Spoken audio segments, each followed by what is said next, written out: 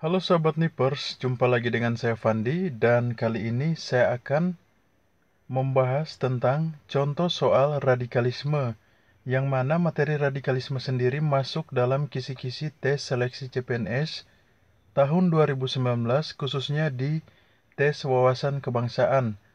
Namun sebelum saya mulai video ini, saya minta teman-teman yang belum like, subscribe channel kami ini agar dapat melakukannya karena dengan cara tersebut teman-teman sudah mensupport kami untuk membuat konten-konten materi CPNS selanjutnya.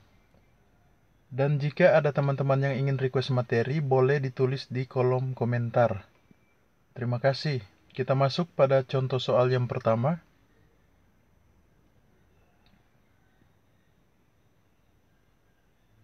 Pada tanggal 16 September 2020, Mapolda Jabar melaporkan terjadi kasus pengguntingan bendera merah putih yang dilakukan oleh 4 orang ibu di Kabupaten Sumedang, dan saat ini polisi masih mendalami motif tersebut. Dari kasus di atas terjadi pelanggaran pada sila ke A1, B2, C3, D4, E5. Silakan dijawab teman-teman.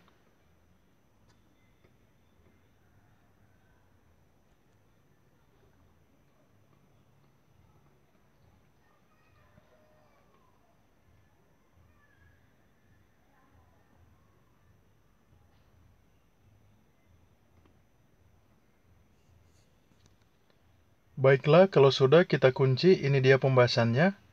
Pada kasus di atas dikatakan sekelompok ibu menggunting bendera merah putih yang ada simbol bendera Indonesia. Terjadi pelanggaran pada Pancasila yang ketiga dengan bunyi Persatuan Indonesia.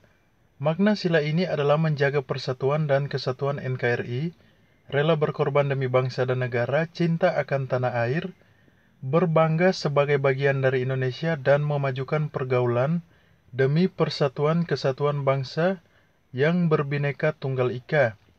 Jadi kata kunci pada soal ini adalah menggunting bendera merah putih, yang mana bendera merah putih adalah simbol bendera negara Indonesia.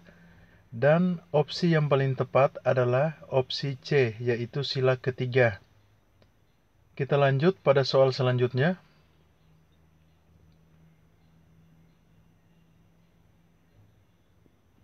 Suatu ideologi, ide atau gagasan dan paham yang ingin melakukan perubahan pada sistem sosial dan politik dengan menggunakan cara-cara kekerasan atau ekstrim adalah pengertian dari A. Terorisme, B. Fasisme, C. Etnosentrisme, D. Chauvinisme, E. Radikalisme. Silakan dijawab teman-teman.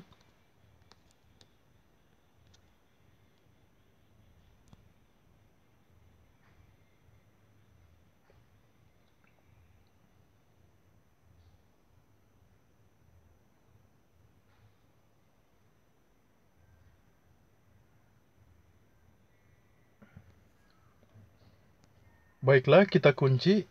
Untuk soal nomor 2 ini tentunya kalau sudah menonton video saya tentang materi radikalisme pasti bisa menjawab dengan benar. Ini dia pembahasannya. Pengertian radikalisme adalah suatu ideologi, ide atau gagasan dan paham yang ingin melakukan perubahan pada sistem sosial politik dengan menggunakan cara-cara kekerasan atau ekstrim. Jadi, opsi yang benar adalah opsi E, radikalisme.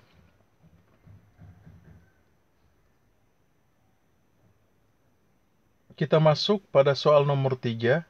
Berikut ini yang bukan menjadi faktor penyebab seseorang terkena paham radikalisme adalah A. Faktor biologis, B. Faktor sosial, C. Faktor politik, D. Faktor ekonomi, E. Faktor pendidikan. Silakan dijawab teman-teman.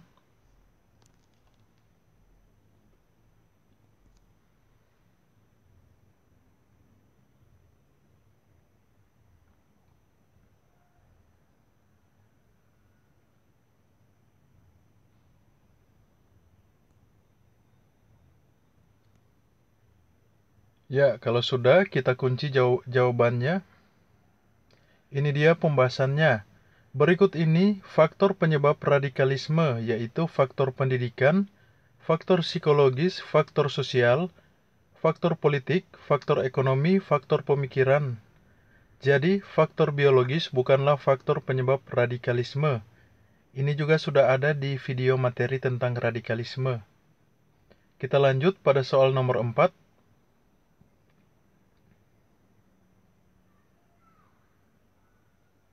Pengeboman yang terjadi di Surabaya dan Sidoarjo pada tahun 2018 adalah rangkaian peristiwa meledaknya bom di berbagai tempat di ibadah umat Nasrani, sehingga mengakibatkan 18 orang meninggal dunia.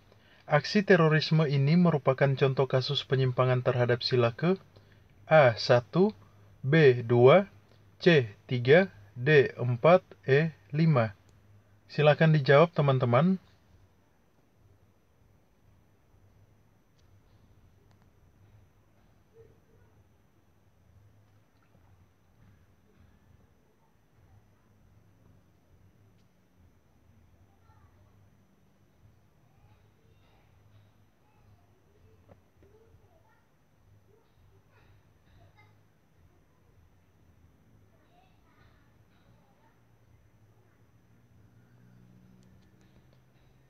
Baiklah, kita kunci. Pada soal ini tentunya teman-teman juga harus menguasai kelima sila. Karena soal-soal ini berkaitan erat dengan Pancasila dan juga untuk ke-45 butir-butir Pancasila sebaiknya dihafal. Karena pada tahun lalu pengalaman saya itu juga keluar. Ini dia pembahasannya. Pada kasus tersebut terjadi pelanggaran pada sila ke-1, yaitu ketuhanan yang Maha Esa.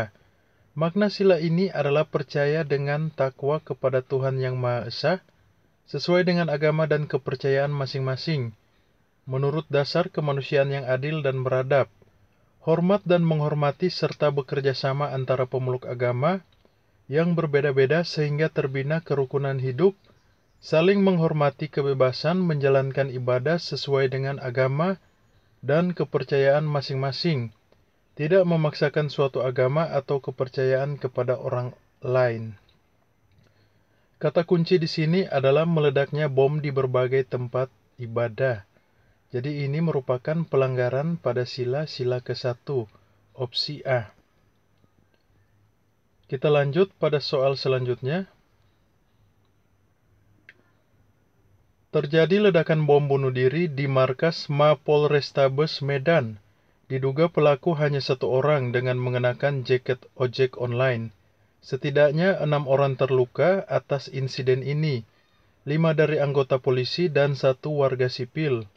Kasus tersebut merupakan bentuk pelanggaran pada Pancasila ke A1, B2, C3, D4, E5.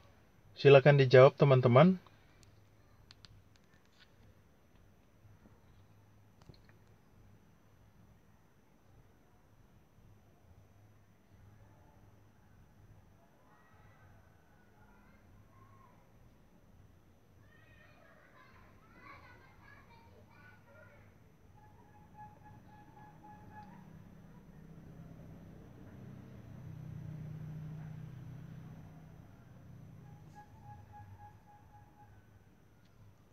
Baiklah, kita kunci. Ini dia pembahasannya. Pada kasus tersebut, pelaku melakukan pelanggaran pada sila kedua, yaitu kemanusiaan yang adil dan beradab. Dan makna sila kedua ini adalah saling mencintai sesama manusia, tidak semena-mena terhadap orang lain, menjunjung tinggi nilai-nilai kemanusiaan, gemar melakukan kegiatan kemanusiaan, berani membela kebenaran dan keadilan, mengakui persamaan derajat hak dan persamaan kewajiban antara manusia. Jadi opsi yang paling tepat di sini adalah opsi B, sila kedua. Kita masuk pada soal nomor 6.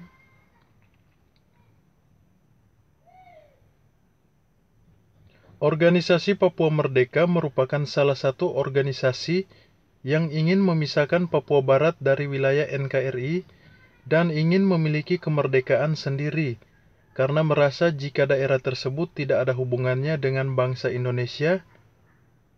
Pada kasus ini bertentangan dengan sila ke A1, B. 2, C. 3, D. 4, E. 5.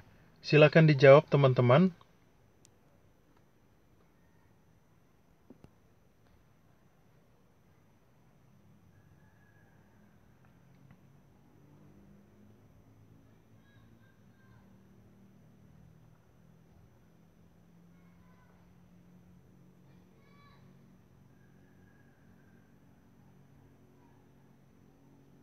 Baiklah, kita kunci. Ini dia pembahasannya. Pada kasus ini bertentangan dengan sila ketiga dengan bunyi Persatuan Indonesia. Makna sila ini adalah menjaga persatuan dan kesatuan NKRI, rela berkorban demi bangsa dan negara, cinta akan tanah air, bangga sebagai bagian dari Indonesia, dan memajukan pergaulan demi persatuan dan kesatuan bangsa yang berbineka tunggal ika. Jadi, kata kunci pada soal ini adalah ingin memisahkan diri dari wilayah NKRI. Oke, sekian dari saya. Untuk teman-teman yang belum bergabung dalam grup belajar kami di Telegram, silakan lihat linknya ada di video deskripsi kami ini. Terima kasih.